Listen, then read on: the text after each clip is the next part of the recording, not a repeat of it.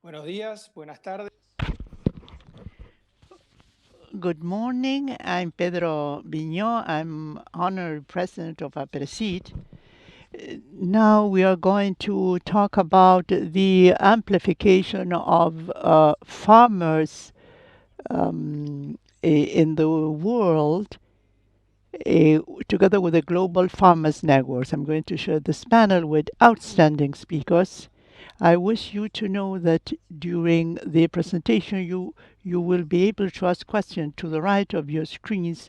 You have space to ask questions. Please try to ask the questions on time or with time, so because we have to translate it. And after each panelist make their presentation, we will open a Q&A sessions. I'm going to introduce the three speakers. We are going to listen to their presentations, and then we will have the Q&A session. Our first speaker is Mary Boote of Des Moines, Iowa, U.S. She is the CEO of the Global Farmer Network. She was raised in a family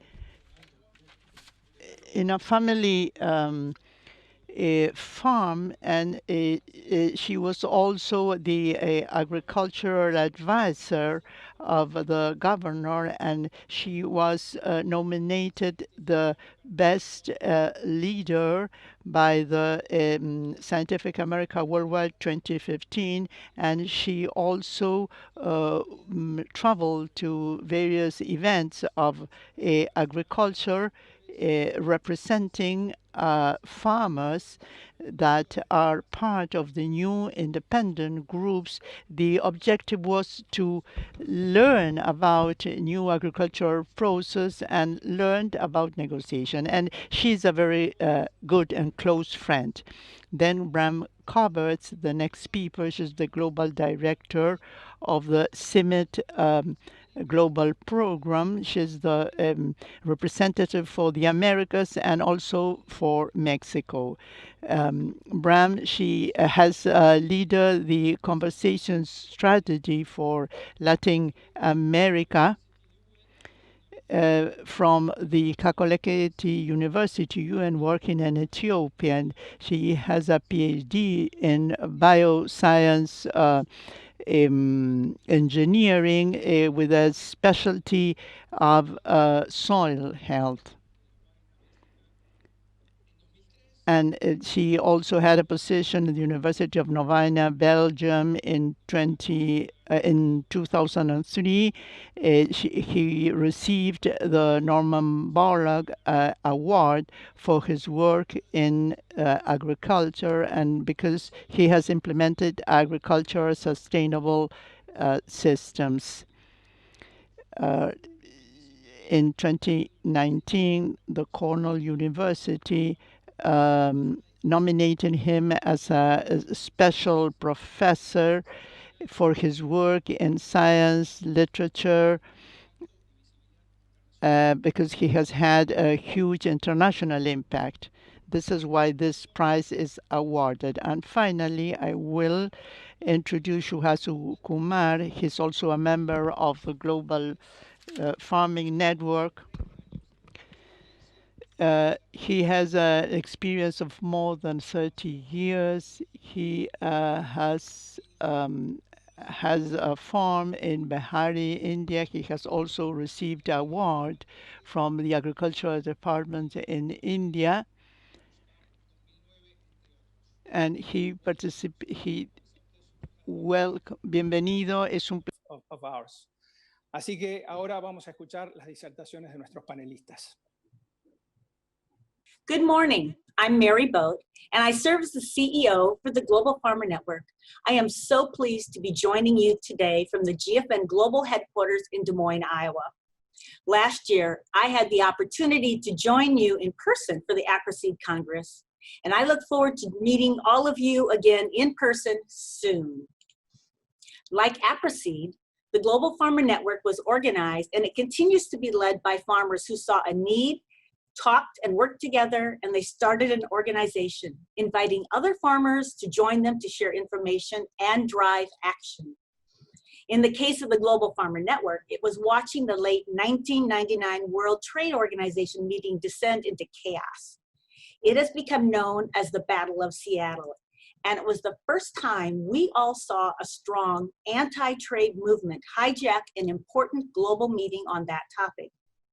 For the 5 Iowa farmers who started what is now known as the Global Farmer Network, the ability to trade goods and services across borders is important. Iowa is a very productive agriculture-based state with just 3 million people, located right in the middle of the United States. We produce much more crops and livestock that is needed to feed the people of Iowa, so trade is important. In Iowa, for every 5 rows of corn, 3 rows are exported to someone who needs them. For every 3 rows of soybeans, 1 row is sent to another country. Each one of these 5 farmers belonged and provided leadership to several commodity and general farm organizations at the state and national level. Each one of these organizations had its own policy book, all committed to a strong agriculture and food supply system. But these 5 farmers saw the need and opportunity to step back from these organizations and say, as a farmer, trade is important and this is why. And they shared their own experience from their farms. What we have learned, and perhaps always knew, is that farmers around the world do not compete with each other. Our governments do, and they compete through the policy. And with that understanding that farmers can do more good working together than separately, in 2006, the GFN leaders started inviting like-minded farmers from around the world to join them in this effort. Today, the GFN is comprised of 207 farmers representing almost 60 countries and 6 continents. The mission of the Global Farmer Network has not changed. The Global Farmer Network amplifies the farmer's voice in promoting trade, technology, sustainable farming, economic growth, and food security. The purpose of the GFN is to empower farmers, to identify and recruit like-minded farmers from around the world, to train with purpose, so we can each tell our own story with conviction that will drive impact. Aapresid is a great example of farmers working together and sharing information with each other. The GFN is similar in that these members are connected. They are all farmers. The reach is global, and they are a connected network that shares information with each other, with other farmers, with policymakers, with opinion leaders, and with our consumers. The GFN is focused on growing and mobilizing this network around the world and providing platforms for farmers like you to share your story with others. In October 2006, the Global Farmer Network hosted the first of what is now recognized as the Global Farmer Roundtable program. In 2006, we invited 18 farmers who had been nominated for consideration to join us in Des Moines to meet each other, learn from each other, and to participate in the World Food Prize and Boardlog Dialogue. Held each year on World Food Day in Des Moines, this was a global event with many leaders from politics, business, and NGOs from around the world in attendance to talk about food. And until 2006, there were no farmers in the room and invited to be part of the conversation. We changed that. And those 18 global farmers became the first non-US based farmers to be invited to join the Global Farmer Network.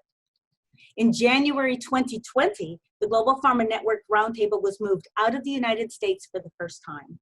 27 farmers from 19 countries were invited to travel to the campus of CIMMYT, that's the International Center for Wheat and Maize Research, for a week of intentional development in Mexico City. The GFN collaborated with Cornell University and the Alliance for Science program to add a leadership and communication strategy program for the week of roundtable discussions. We spent a full week together sharing, learning, building relationships, practicing how best to tell our personal stories, and strengthening the network with the intention of driving action and promoting good policy around the world. The GFN provides multiple platforms for our members to engage with the public and share what you do on your farm and why. We help the members write editorials and have them published. We place GFN members as panelists and speakers at important meetings all around the world. We set up interviews and have a very active social media presence with Twitter, LinkedIn, Facebook, Instagram, and our website. In 2020, we have now added 2 more platforms that are helping us increase our visibility and our influence. First, the GFN members themselves have created a WhatsApp group, providing a safe and secure space to meet together, ask questions, and share stories. It's active and so much fun to watch interactions from around the world every day. Our newest platform is our virtual farm tour site, a direct outcome of the 2020 Summit Roundtable and our leadership training program. The 2020 class challenged the Global Farmer Network to host a global open farm day, when all GFN members would be encouraged to open their farms to visitors from wherever they came and share their story. Earth Day was chosen as the day, and then COVID-19 hit the world. Instead of dropping the idea, this group used the challenge to create an opportunity, and the virtual farm tour site became a reality. And today, one of the fastest growing ways the GFN farmers are sharing what they do on their farms around the world. You can go and visit a dairy farm in Ireland or New Zealand, watch cattle being moved in Argentina, corn being planted in Iowa, and lychee being watered in India via micro irrigation by watching these videos on the Global Farmer Network website. We're adding new videos every day, and you can watch them whenever it works in your schedule. The GFN is committed to creating more platforms and identifying more farmers to join us. As the world begins to heal, we look forward to hosting more GFN roundtables and leadership training courses, and we hope that Argentina will be one of the locations that we come to very soon. There is so much more to be done. The farmer's voice and perspective has never been more important, it's never been more needed, and people are asking to hear your story. I thank you for giving me the opportunity to share the Global Farmer Network story with you today, and look forward to your questions. Presentation. Hola a todos. I'm Howard. I am the Director for the Integrated Development Program at CIMIT, and currently also the Interim Deputy Director for Research and Partnerships. First of all, I want to thank Aapresid for this excellent Congress, and of course, I'm very sorry that this year we could not meet live in the beautiful country that you have, Argentina. You are an inspiration for many farmers around the globe, and it is therefore that it is my honor to present the Global Farmer Roundtable, because farmers from all over the world, like you do in Argentina, have inspired each other, and they could do it this time by visiting CIMIT. What is CIMIT? CIMIT is the International Maize and Wheat Improvement Center, or el Centro Internacional de Mejoramiento de Maíz y Trigo. CIMIT was born many, many years ago, to be precise, more than 50 years ago. It was born out of an effort between the Rockefeller Foundation and a bilateral effort between Mexico and the US. Today, whenever we look at wheat, 70% of the wheat grown in the developing world and 50% in the overall globe, and more than 50% of the maize grown in the developing world is coming from CIMIT. CIMIT works towards at least 10 of the 17 SDGs, and we have more than 10,000 experts and scientists that we have trained all over the globe, and a special focus on the Global South. CIMIT is based in Mexico and has its headquarters there, but has several local offices and is working in many, many countries. CIMIT is, of course, also well known for the fact that the father of CIMIT was awarded the Nobel Peace Prize, perhaps for having saved 1 billion lives through agriculture. His name is Norman Borlaug. And Norman Borlaug always has told us that we should take it to the farmer, that we should work with farmers and integrate scientific knowledge with farmer knowledge. And that's exactly what we did in January 2020, when a group of excellent, innovative farmers visited us. We had discussions about multiple topics, going from breeding, going from how do we preserve our biodiversity, all the way down to how do we provide safer, better, and sustainable, nutritious food to customers and consumers globally. It will be no surprise for you that learning together has had as an important theme the fact that we need all to go local. So it's the local implications, the local adaptations for global impact and importance. While slowly the rest of the world went on lockdown, our farmers could still reach Mexico, and together we looked at the hundreds of shipments of seed that we sent to the rest of the world. CIMMYT safeguards 28,000 different maize varieties and 150,000 different wheat accessions in a global gene bank that is sitting in a big bunker in Texcoco, Mexico. And from there, we send seed to all interested parties that want to work and develop new seeds out of our germplasm. Three of the major issues that we talked about related to maize and nutritious aspects of the maize crop was aflatoxins. How can we better analyze and develop methodologies so farmers can actually measure the quality of the grain they produce? And for sure, looking at new analytical tools that can speed up on the ground in situ developments. We also learn together, and any farmers in the room, as I know that many of you will be, know how important equipment is and how important smart mechanization is. So we looked at different prototypes CIMMYT has developed, from small, medium to large farmers, two-wheel tractor applications that can revolutionize agriculture, especially when we work with local farmers, with local businesses, and with local craftsmen. Of course, you know, and especially in Mexico, just to give you an idea, up to 40% of the grain of maize produced in the south is lost again by bad post-harvest practices. So we looked at post-harvest options for small and medium farmers. In our discussion, already we discussed that it is time to listen to a crisis and act together. Borlaug many years ago listened to the crisis and developed a transformational response. We are convinced that today we also have to listen to the crisis and develop an equally transformational response that will bring resilient, nutritious and sustainable agri-food systems to our consumers. Imagine this was actually the pandemic. The pandemic had not yet fully deployed. We were just discussing climate change. We were just discussing the rat race to efficiency in our farming systems instead of resilience, saying that if something happened to our system, it would easily be collapsed. And it was just then that the pandemic came in, and the pandemic has shown us the fragility of the current system. And I'm sure that you know the new numbers of 83.4 million people face the risk of hunger only in 2020. Predictions are that this may actually go up steeply and rapidly, not only globally, but also in Latin America, where we thought hunger was long gone. It is therefore that we need to not only develop a new economic restoration so we don't push people into poverty, but that we also work on developing from the farm sites not only the nutritious foods, but also reactivate our economy by using the intelligence, the brain power, and the manpower and woman power that we have available in our countryside. For that, we need innovation systems like the ones that we have developed in Mexico, where we work with over 300,000 farmers. And we have implemented platforms of research that are connected with on-farm sites where we compare side-by-side new innovations and integrate traditional knowledge with scientific information.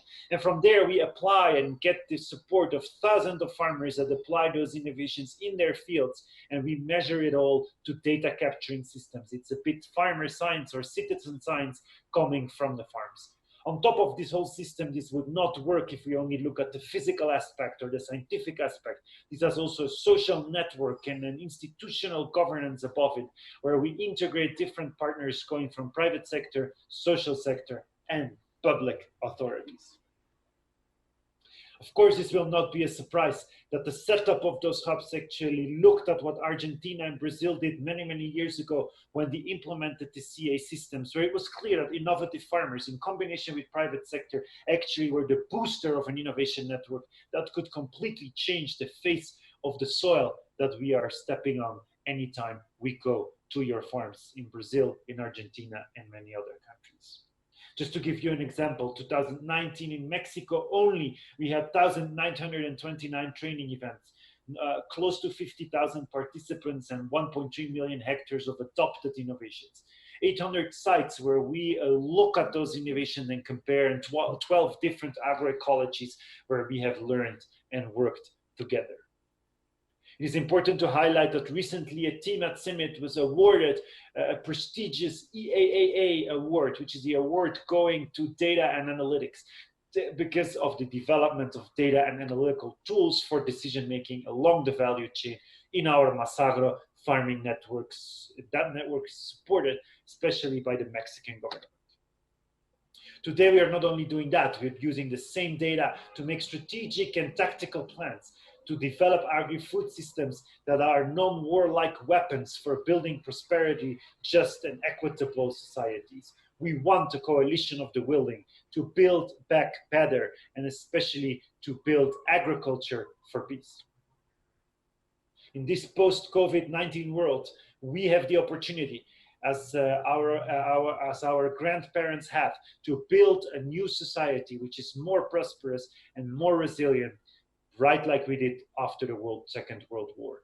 This is a moment and a call for action to put all our brains and creativity together and build the agri-food systems that our children would have dreamed of. Thank you for your help. Thank you for listening, and let's do this together. Good morning to everyone. My name is Sudhanshu Kumar. I am a farmer from the state of Bihar in India. I have been farming for the last 31 years. It is a family farm with a long history of farming. I have a very mechanized farm with an automated fertigation system along with micro irrigation installed in my lychee and mango orchard and banana plantation. I thank Global Farmer Network and Aapresid Congress for providing me this opportunity, this international platform to be a panelist. My topic is titled Amplifying Farmers' Voice in Global Discussions, the aim of the Global Farmer Network. Here, I am going to share my experiences as I was a member of the 14th Annual Global Farmer Network Roundtable, where the theme was the Leadership and Communication Training Program held in Mexico between 12th and 18th January 2020. When I started my journey from my sleepy village in the state of Bihar in India, which happens to be around 1100 kilometers from the country's capital, New Delhi, I did not harbor very high expectations, presuming that it's going to be like any other program which I have been going to for the last 31 years as a farmer, but I was in for a pleasant surprise. The 7-day session opened my eyes to what all you can learn and experience in such a short span of time. The quality of resource persons was impeccable. I wish I had them as teachers in my school and college. I would have got top grades. I'm not trying to be dramatic. Like a student hungry for new knowledge, I soaked in like a sponge all that was offered and rather revealed to us at these sessions. First and foremost, the professionalism with which we were received and hosted was commendable. To have such a clean and well-managed boarding and lodging area was a treat. Why I mention this here is because traveling so far away from home to a new environment where even language was different, the availability of these facilities were psychologically very calming and soothing. This is to set the tone and tenor for the days to come. When I see the webinars happening all around us, frankly, it just doesn't compare to be physically present with a galaxy of international farmers from all fields of agriculture, deftly chosen not by default but by intent, so as to make the sessions experience more rich and varied. It led to an interaction with the most advanced to the most basic farmers, all so rich with the unique experiences. We learned from the dairy farmer, the poultry farmer, the goatry farmer, the cereal farmer, the fruit growers to the lentil farmer. There were farmers using the best machines and the farmers using the basic techniques. We were all able to give and take so much from each other. Well, this continues even till today in our WhatsApp group created just for our session, and the bigger group which has nearly all the GFN members till date, thus giving us a global perspective and voice. When our daily session started, we saw the attention given to details, like never letting two people sit together daily. The name panels on the table were continuously shuffled so that we farmers ended up pairing with all the farmers present out there, interacting with each other, making friends with each other, talking to each other, and exchanging notes about our own experiences. I think this was brilliantly done, and by the end, each of us was interacting with the other. The color-coded card system for asking questions and the concept of stepping up and stepping down was a beauty. They worked wonders in speaking up and asking questions, engaging the resource person. The card system helped the resource person to keep track of who was interacting and who was not, or who was over-interacting and who was not interacting at all controlled with the cards. First, we thought it to be childish, but towards the end, we saw how it opened up the introverts and controlled the extroverts. And in the end, everyone participated and learned and became wiser. Why am I pointing these things out? Because these are the things that made this session so valuable. Master strokes of honing communication techniques, which we farmers are so poor with, thus never getting ourselves heard. Yes, these were the stepping stones for amplifying the farmer's voice. I could see these techniques being forged in the foundry of the Global Farmer Network Roundtable. The sessions which taught us to tell our story in 60 seconds was the cherry on the cake, a valuable lesson which has become a habit now. To be precise, concise, to the point, focused, are invaluable lessons we learned. This honed our skills to be good speakers, better still, to be good communicators. With the social media sessions, suddenly we realized the value of being to the point and precise. With the interview sessions with the experts, we learned how to answer to the electronic media. It is then that I realized how important interpersonal communication skills are to create a storyline, to understand a narrative, and to advocate one's point of view with a focused intent with the tools which we learned and practiced. All this with the express purpose of amplifying the farmer's voice locally and globally. I still treasure the course materials which was given to us, which I go through from time to time, even now, to refresh what I learned. Further, the farm tour made the whole experience more earthy and contextual. The lecturers by subject experts was an added bonus. For the first time, I came to know that a dwarf variety of corn was in the pipeline. I was so excited just listening to the possibilities of increased yields and thus profit to the farmers. The concept of no-till, which is still catching up in our area, was a unique technique we learned about from fellow farmers and CIMIT. With so much happening, we never felt burdened or bombarded with data. The whole experience of a new country, new people, new food styles, new culture, new agricultural practices was an invigorating experience. The visit to some historical sites brought variety to the program. Today, when I look back, I thank my stars to have been nominated to such an esteemed network. 2 days back, our Indian WhatsApp group on agriculture migrated to the Telegram messaging app because we had reached the limit of WhatsApp membership. We weren't able to add more members, so we migrated to Telegram, which has a 1,000 member limit. In the same way, our GFN group is also swelling, and soon we will have to migrate to Telegram also. It won't be far that soon we reach this limit of 1,000 members also. Social media is such a platform that farmers can become a force to reckon with. The farmer will get a voice because for the politician, it's a numbers game. So we farmers have to impress with numbers. Then only we will be able to influence policy and rules. This will go a long way in raising the voice of the farmer, both locally and globally. The main focus of GFN is to amplify the farmer's voice, to impart leadership training and hone communication skills. The Global Farmer Network just did that to us in Mexico. The Global Farmer Network helps us to network and to grow and enhance our presence. Right from the time I was nominated to this platform, people have started to pay more attention to what I say. I like to flaunt this association with GFN. This network gave me the backing to be chosen for the FAO meeting on water productivity.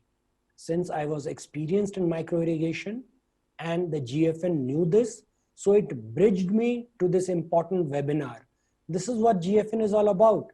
Since the GFN has taught me so much, I feel it's my duty to pass on and share what I have learned with my fellow farmers.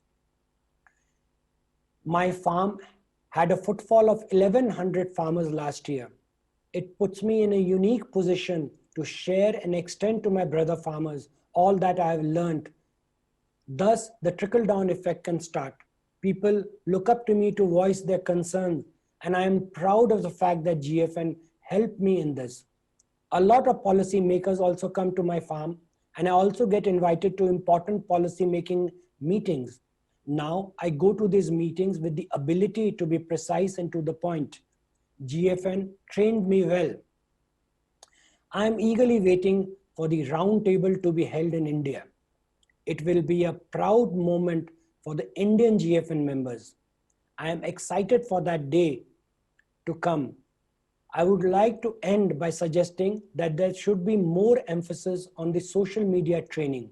Not that it is not done, but the format can be changed, and farmers, right from the time they are nominated, can brush up on their social media skills. The social media cell can start the training well in advance so that by the time a farmer leaves the round table, he should be quite proficient in medias, meaning it should not be a one-day class, but should be happening in the background throughout the session. Because social media is the silver bullet for amplifying the farmer's voice globally. I would like to end by saying that I am a proud farmer and a GFN member. Thank you. Virtual farm tour site became a reality, and today one of the fastest. Muchísimas gracias a los tres por las disertaciones, la verdad que muy claras, muy concisas. Les pedimos disculpas por algún inconveniente técnico que tuvimos también y vamos rápidamente a las preguntas que nos vienen llegando del público.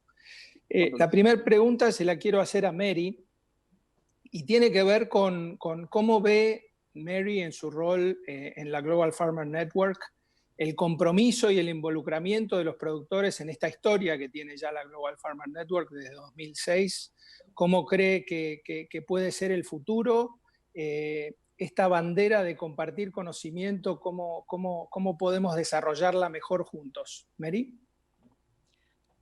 No comprende. No translation? I was saying, Mary, that how are you seeing the future for the Global Farmer Network? How are farmers going into this issue of sitting down in the tables that the decisions must be made? How do you see, in your view and your experience from 2006 to these days, and how will be the future for the Global Farmer Network? Thank you. The future of the Global Farmer Network is becoming clearer every day. When the 5 Iowa farmers began what's now the Global Farmer Network, there was no plan, no long-term plan to be here in 2020. There was a very specific need. They wanted to address that need. They felt that it was important to talk about trade. And what they learned then and what we're continuing to see now, and I would offer maybe even more so in this COVID-19 world that we live in, that people understand the importance of agriculture. For the first time in history that we are aware of, every country in the world deemed agriculture as an essential industry at the same time. We're not aware of that ever happening before. That provides such a tremendous opportunity for farmers to share their story, to talk about what you're doing, why the tools you have access to, or the tools that you need, and the regulatory approval that's required many times for you to use them is so important. There has been a strong disconnect between those who make the policy that impacts what we can do on our farms. There's also been a disconnect between those who purchase the food or expect food to be in that grocery store or in the market every time that they want it to be there. And when our world closed down and they realized that there was a cost to doing some of this, it provided the farmers a tremendous opportunity. So we are trying to take advantage of that opportunity today to provide platforms like this. Aapresid is to be absolutely complimented for the opportunity to give so many farmers from so many different parts of the world an opportunity to share their personal stories and their expertise with each other. Sudhanshu, to be part of this conversation and to talk about what's going on in India and why it matters. I'm hoping that you heard, he mentioned the fact that no-till is not common in India, but it's going to become so because of sharing of information. And so sharing of information farmer to farmer, but I think right now for policy, as we move past this COVID-19 world and we try to understand how to fix supply chains and to make sure that our world is a nutritious, well-fed world and that everybody has that opportunity to feed, that the farmers are an important part of this, and that their story and their perspective matters, and that policy leaders will use this information to make policy that moves us all forward. Thank you very much, Mary. I will go with Bram in Spanish. Bram, faced with the paradigm change that the world is facing, that is moving from fossil fuels to renewable fuels, CIMMYT clearly is focused on knowledge. So what is your opinion about this paradigm shift? This movement from photosynthesis to value molecules. Today, we are transforming photosynthesis into wheat, corn, and soybean. But looking ahead, we know that we have the challenge of developing other products that go beyond foodstuffs. And CIMMYT is doing some prospective analysis, I guess. So I would like you to give us a snapshot of the future at CIMMYT, what you're doing, what the challenge is that growers are facing in order to transform photosynthesis into value molecules. Thank you for your question. Indeed, CIMMYT is conducting prospective studies in terms of where the world is heading. This was interrupted by the pandemics. So we engaged in a new exercise whereby we had 300 people participating, and we worked on developing 4 scenarios for agri-foods towards 2025. These 4 scenarios indicate that there's a big opportunity lying ahead. On the one hand, move towards the green evolution, not a revolution, but an evolution of knowledge, incorporating traditional farmers' knowledge, integrating it in, with science in order to evolve towards this suitable decision-making that will generate economic development and prosperity on the one hand, but which calls for governance on the other hand, different forms of governance from personal to global governance, governance of knowledge, trade, and many other aspects. Also, there are other 3 scenarios. One of them called the global decline. If each of us engage in our own affairs without having that economic growth based on agriculture or governance, this may be a time when the world steps back. The SDGs, the Sustainable Development Goals, appear to show that we are going back in time 15 years. My message is rather one of hope. what came up from the development of these scenarios is whatever the situation may be, there are situations that we cannot control individually. Two messages are clear.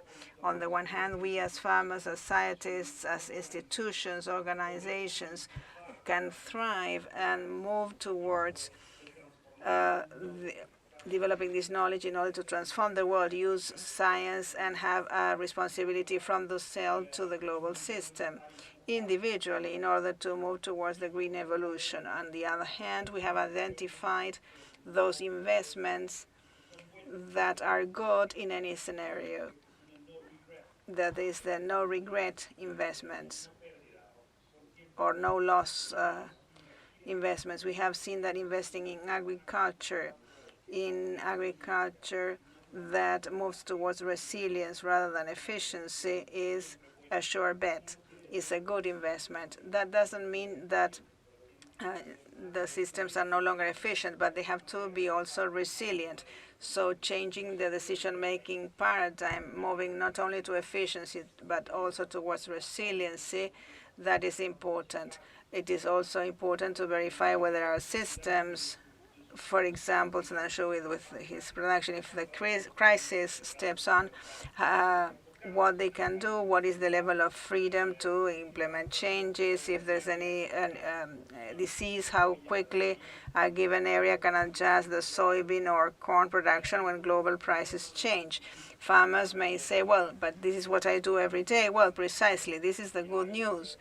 If there's a need to think or to take a systemic approach, we should not go too far. Look for that. I mean, growers know how to think systemically. By their own nature, they're system thinkers.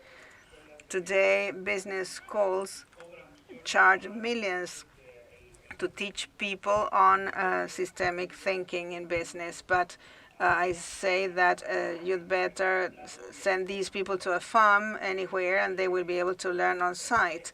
I mean, farmers per se are trained and knowledgeable about systemic thinking. If we engage in systemic thinking and we have a future-looking perspective and we have this green evolution in mind, we can move forward.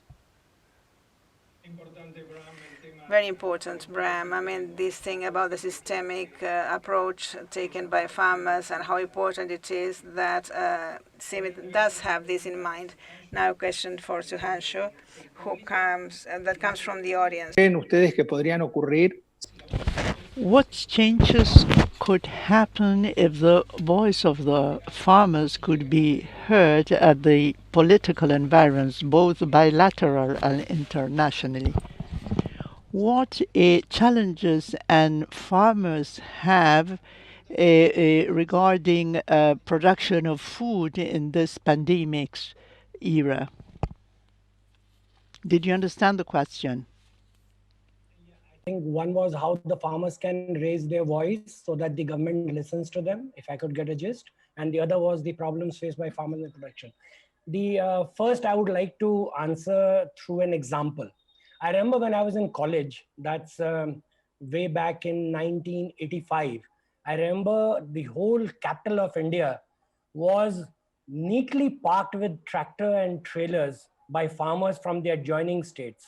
7.5 million people came to a standstill because all the roads were filled by tractors. So that was the power the farmers showed at that time. Of course, that time social media was not there. Now, and whatever the demands of the farmers was, it was met. So politicians listen to numbers.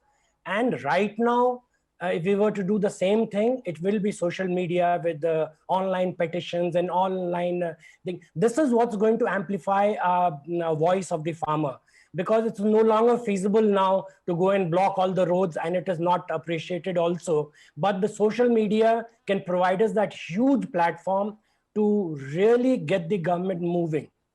So that is, I think, how we can amplify our voice. And Global Farmer Network is exactly doing that. How to train the farmer to be more vocal and to express themselves better on a bigger platform. As far as the problems that we farmers are having, as far as COVID is concerned, technically all the cereal farmers, they are better off. because they grow in bulk and harvest in bulk. It can be stored in a warehouse, sold at a later stage. So that is not a problem. But yes, all the farmers doing horticultural produce, the vegetables, the fruits, which needs to be harvested daily, sold daily. And because the market is all topsy-turvy, there are not enough people going out to the market. The traders are not coming to purchase. So that's where we face the biggest problem.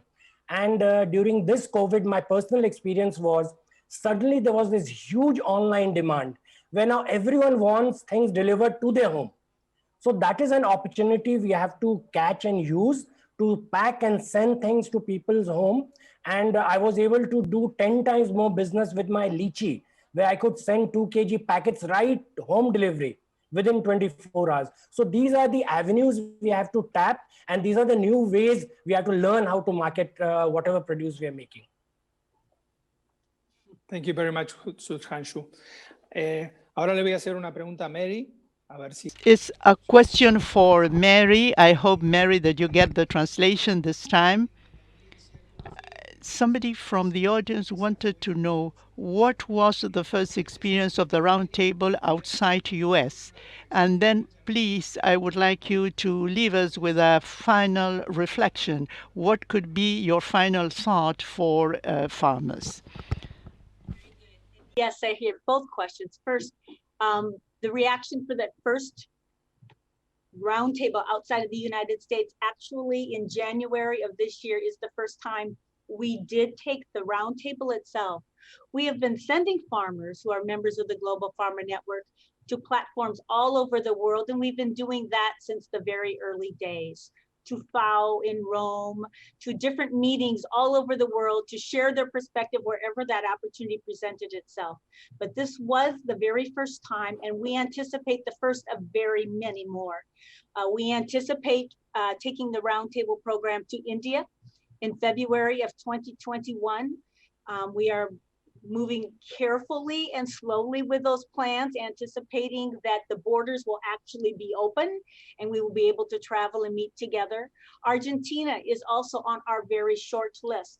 We would anticipate meeting with you and collaborating with you and bringing farmers from around the world to your home and learning more about what you're doing. But then always that focuses on training with purpose. And I think one of the pieces that we've picked up that is so important in moving the roundtable outside of the United States, we needed to learn and gather messages about why it was important for farmers to get together. I think I said earlier, farmers do not compete. We accomplish more when we collaborate and learn from each other.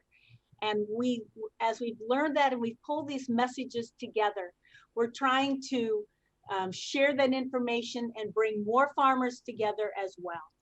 And moving the roundtable around the world allows us to incorporate more voices, to learn more in different situations, and to then be more impactful. And so as we grow our visibility by moving, we will also grow the influence and the impact. For final thoughts, I've heard it said in many different ways. There are ways that we have done things in the past, and this particular global crisis has provided us opportunities to meet challenges. I've heard the word resilience and opportunity.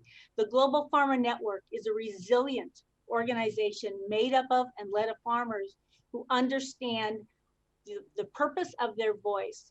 I think for all of us, when somebody actually expresses an interest in our perspective, in our expertise, it gives us confidence. And we've used the word empower, but the Global Farmer Network is focused on identifying farmers like Mr. Kumar, like Pedro, also a member of the Global Farmer Network. So many members of Aapresid who stand up, who are willing to speak up. We learn from each other, we share our stories, and we identify as many different opportunities to do that, to impact policy within our own countries and globally, to share information, no-till in Africa, no-till in India. These are tremendous opportunities, things that you've had experienced for many, many years that are new words and new concepts, but eagerly anticipated and accepted and practiced and put into place in a way that works for them. But also to our consumers. Kumar just talked about The consumer said, I don't want to come to your market. I'm for the reasons that are important to them, can you deliver to my house? Taking advantage of that opportunity. And I think farmers around the world have always done that. Now we are able to do it on platforms. I appreciated the social media push as well, the new silver bullet, if you would. And I think the virtual farm tours that allow people to meet farmers on their farms is going to be another important part of that tool. So I believe that the work of the Global Farmer Network and the growth, it was great to hear Kumar say it won't be long before we'll have more than 1,000 members, and we need to go to Telegram instead of WhatsApp. That growth is important. It is possible. I would say it is probable, and it's never been more important or more needed. And we stand behind these farmers. We stand to support them because we are all in this together. We appreciate this opportunity. We appreciate Aapresid for the example that you set daily on farmer-to-farmer messaging and sharing of information as well. Thank you very much, Mary. I'm really proud of being part of the Global Farmer Network. Pasamos a Bram. Bram, queremos que nos hagas una reflexión final para los productores. Todo tuyo. One final comment for growers, Bram. My final comment is that we have to do what we have been doing for 50 years, and what gave the Nobel Award to Dr. Holod. He saved billions of lives, and he came from Iowa, where Mary is from. He was also a founder of CIMIT. It's the first agricultural scientist to have saved 1 billion lives globally. Nonetheless, I think that we are thousands, hundreds and thousands, millions of small Norman boroughs. What do I mean? We need to listen again to today's crisis. Do as he did, pay close attention to the crisis and have the strength to develop a transformational response to it and bring it to the world, and again save 1 billion lives, but differently, no longer using the same technologies, practices, or innovations. Today, we know much more. We understand things better and differently. We have data systems. Data transparency is becoming very important. Today, we can take data and transform them into information. That information can then transform into decision-making and in turn into applications. So we follow along this path, taking into account that we need to pay attention to the crisis and have the strength to take a decisive step forward and say we can implement this change based on what we have said and not fear to learn as we do. We do not have every answer, but we do have the willingness, we have the knowledge, the strength of our decision-making power. So along these lines, I think that we need to be courageous, if that's the right word. We need to have the strength, the idea to learn as we do, and that's okay. If we make a mistake, that's okay too, provided we correct it, we cure it. Whenever we realize it's been a mistake, and that is done through discussions and learning. So that's the big message I want to leave you with. Aapresid is a light, a beacon for other farmers throughout the world. It's an example, and we have to use that example for good. To make the farmers' voice heard and speak louder so that we can be heard. You will make us blush. Thank you for so many compliments. Kumar, it's been a pleasure. I'd like you to make a last statement to all farmers around the world. Un último comentario para los productores alrededor del mundo. Kumar, muchas gracias. Sorry, didn't hear you. Just a final statement for farmers all around the world. Just your final thoughts. The question is for me, Sudhanshu? Yes. Yeah. Yes. Okay. This Global Farmer Network, I'll just give you a small example. We grow a lot of lentils in India. And the lentil farmers in India have this huge problem at the time of harvesting because of the weather and because of the labor problem. And a lady farmer from Saskatchewan showed to us on a video how they were doing this harvesting through a combined harvester. And we've tried it and we couldn't do it. But she told us a whole new way of doing it, and we are trying it out here. I mean, this is what we look forward to. This is the exchange of ideas, of new ways of doing things that Global Farmer Network brings farmers together to share these ideas. That's what's so exciting about it. And really look forward when they come to India. It'll be such a proud moment for me to share with our farmers what we can do with other farmers who come to our country. Wonderful. Muchísimas gracias a todos. La verdad que un mensaje muy esperanzador, un desafío. Really, your message gives a lot of hope. We are traveling on the same bus, and so thank you very much to all of you.